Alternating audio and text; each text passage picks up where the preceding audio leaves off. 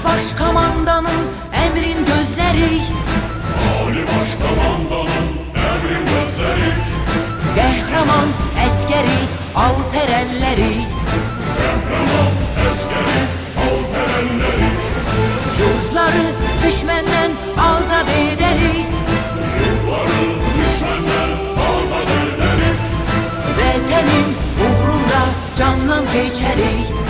vətənin uğrunda candan keçərik. Üç rəngli bayraqla gedək irəli, ey ana yurdumun igid əskəri.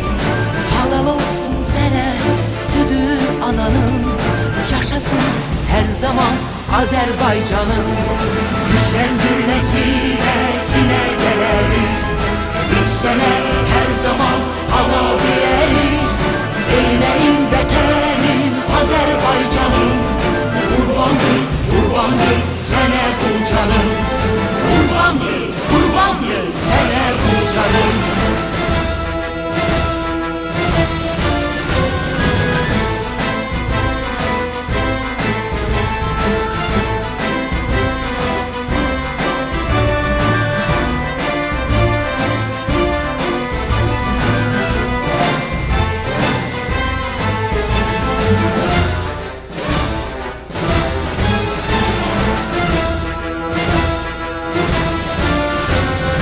Bizleri səsləyir torpaqlarımız, Bizləri səsləyir torpaqlarımız, qoy yerdə qalmasın nahaq qanımız.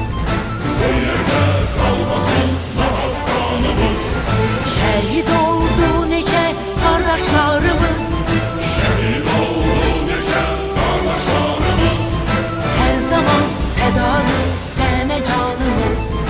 hər zaman fədadır sənə canımız. Üç rəngli bayraqla gedək irəli, ey ana yurdumun igid əskəri. Halal olsun sənə südü ananın, yaşasın hər zaman Azərbaycanın.